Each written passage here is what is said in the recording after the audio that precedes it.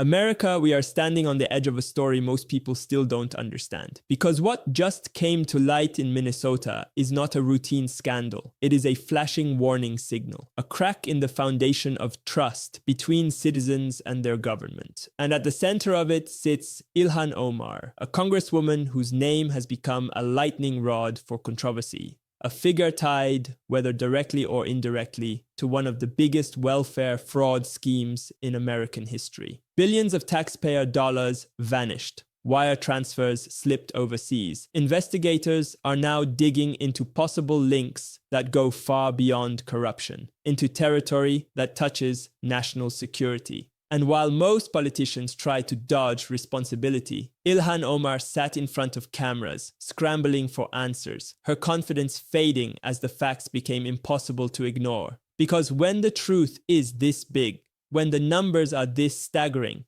when the accusations start pointing towards something darker than anyone wants to admit, you can't hide behind talking points anymore. What we're witnessing here is more than a political scandal. It's a test. A test of accountability, a test of leadership, and a test of whether America still demands honesty from those in power. And as the layers peel back, one question rises above the noise. How deep does this actually go? Minnesota's welfare system fell victim to what federal investigators called the largest fraud scheme in the country. A scheme where more than $1 billion of taxpayer money vanished, where families were exploited, and where programs meant for the vulnerable were drained dry. Investigators reported that the majority of offenders were Somalis, and that the fraud spread through pockets of Minnesota's Somali diaspora, where, as the New York Times noted, individuals made small fortunes by setting up companies that billed state agencies for millions of dollars worth of services that were never provided. This wasn't rumor. This wasn't political spin. This wasn't conjecture. It was a criminal case documented by the Department of Justice, confirmed in court filings, and exposed by investigators who followed the money wherever it led. When the spotlight reached Congresswoman Ilhan Omar, however, the narrative shifted. Instead of confronting the scale of the corruption, instead of acknowledging the systemic failures, the tone softened and the blame blurred. I want to say this also has an impact on Somalis because we are also taxpayers in Minnesota, Omar said. We also could have benefited from the program and the money that was stolen. Her focus wasn't on oversight. It wasn't on accountability. It wasn't on the criminal enterprise. It was on framing the scandal as a community injury rather than a failure of governance. When Face the Nation host Margaret Brennan asked why the fraud was allowed to grow so widespread, Omar responded, "That is what I alluded to in my letter. How can this amount of money disappear fraudulently without there being alarms set off?" Then she added, "It is something that we have to continue to investigate. We have to continue to ask those questions." But her statements kept shifting, a series of explanations that bent and reshaped depending on the pressure. First, she claimed ignorance. Then she suggested alarms existed. Then she implied oversight failed. Then she framed it as a misunderstanding, a narrative that rippled and warped like reflections on water. Meanwhile, interviewers laid out the facts with precision and calm. Facts that cut through rhetoric and emotion. When confronted with the sheer scope of the theft, Omar turned toward frustration rather than responsibility. It's been really frustrating for people to not acknowledge the fact that we're also upset and angry about the fraud that has occurred. She labeled the scheme reprehensible, but the emphasis remained on the feelings of the community rather than the failures of leadership. Using the guise of feeding children to funnel millions of dollars toward extravagant expenses is abhorrent, she said, and anyone who participated in this scheme must be held accountable. Strong words, but they sidestepped the deeper question. Why did oversight collapse in the first place? And why did it happen under a Democratic administration that controlled both the state and the agencies involved? Then the investigation took an even darker turn. Treasury Secretary Scott Bessent confirmed that the stolen money wasn't just disappearing into domestic shell companies. It was being traced overseas, toward regions dominated by militant groups in the Middle East and Somalia. He did not allege terrorism. He did not accuse. He simply stated the facts. They were investigating, they were looking, and the trail existed. And when financial crimes begin pointing toward areas where extremist organizations operate, the risk category shifts instantly from fraud to potential national security threat. That possibility alone terrified the political class, because investigations have a way of exposing truths that press statements cannot conceal. Then came Omar's response. She dismissed the concerns. She minimized the fraud. She shifted blame toward agencies. She framed the scandal as a community grievance rather than a governance failure. And in the same breath, she accused Stephen Miller of white supremacist rhetoric, saying his comments echoed the language used by Nazis in Germany. A charge that was not only inaccurate, since Stephen Miller is Jewish, but revealing. It demonstrated a strategy built on outrage rather than evidence, shock rather than substance, emotion rather than accountability. In the end, the contrast became unmistakable. On one side, investigators following the money with precision. On the other, a political figure deflecting, reframing, and redirecting attention away from responsibility. A scandal rooted in corruption, a narrative rooted in politics, and a community caught in between. And the facts, cold, documented, undeniable, continued to speak louder than any deflection. This is where the divide between American patriots and progressive elites becomes crystal clear. Patriots look at the facts. They look at the stolen billions. They look at the failure of oversight. They look at the risk to national security. They look at the consequences of importing unvetted populations. They look at the strain on systems meant to protect citizens. And they ask the questions that protect America. Progressive elites look at the optics. They look at the narrative. They look at the political advantage. They look at identity before integrity. They look at ideology before safety. And they look at blame before accountability. The fraud in Minnesota is not just a financial tragedy, it is a moral crisis. A crisis rooted in a system that rewards negligence, promotes division, and discourages honesty. A crisis fueled by leaders who speak in slogans while failing in oversight. A crisis that places ideology above the safety and security of American citizens. There is a moment in this story where the truth becomes impossible to ignore. Because while Ilhan Omar sat in Congress and spoke in evasive phrases, another voice rose up. A voice shaped by hardship, faith, and accountability. A pastor stepped forward, not with ideology, but with lived experience. She didn't hide behind talking points. She spoke the language of responsibility. I grew up in the same environments everyone here is testifying about, she said. My mother was on drugs. My grandmother raised 9 children.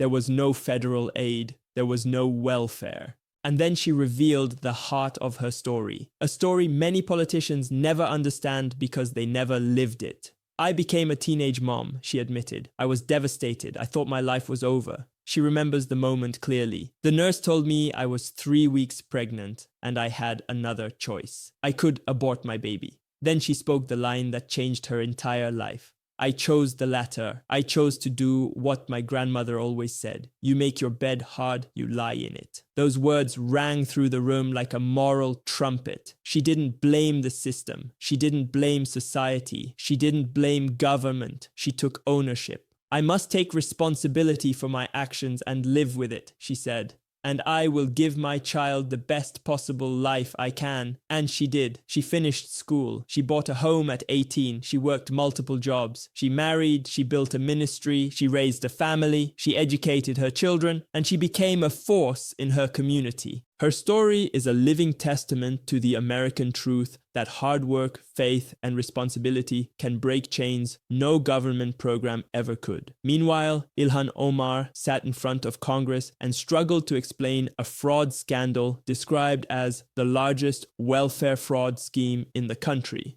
A scheme where more than $1 billion vanished. How did you not know? The interviewer pressed. And Ilhan Omar responded with evasions, with deflections, with a narrative shaped more by politics than facts. She even claimed the investigation was tied to racism. And when confronted with the evidence, she slipped into victimhood rather than accountability. But listen to the contrast. The pastor said, "You do not have to rely on government. You can work hard and persevere no matter how long it takes." She lived that truth.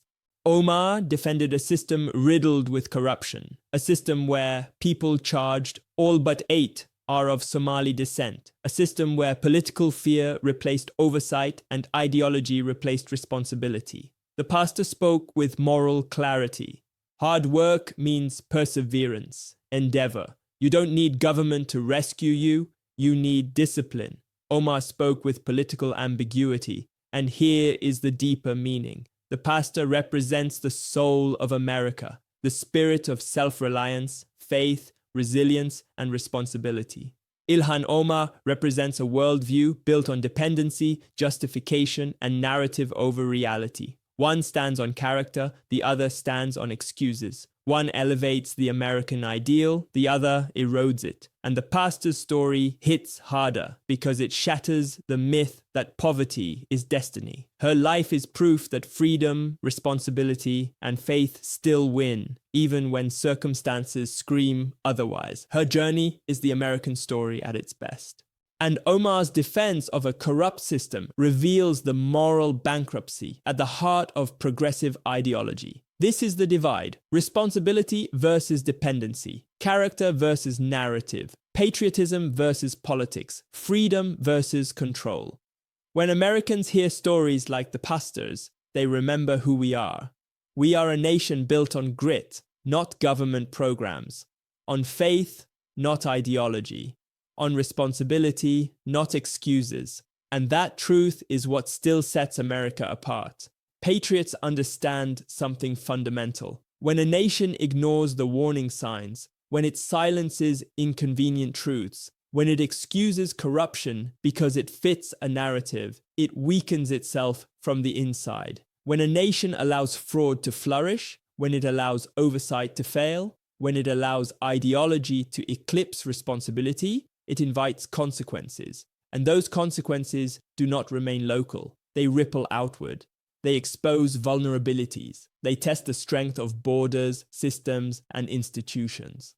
This scandal is more than a political embarrassment. It is a mirror reflecting the gap between rhetoric and reality, between promises and performance, between safeguarding citizens and serving agendas. And it is a reminder that America cannot afford leadership that deflects instead of addresses, that excuses instead of explains, that appeals to emotion instead of evidence. Patriots know what must come next. Truth must be confronted. Accounts must be audited. Fraudsters must face justice. Oversight must be rebuilt. And immigration policy must prioritize security, assimilation, and accountability. The American people deserve leaders who defend them, not leaders who shield scams. They deserve clarity, not confusion. They deserve honesty, not victim narratives. They deserve safety, not risk. The Minnesota fraud scandal is a warning that corruption thrives when oversight collapses, and that national security weakens when political convenience overrides responsibility.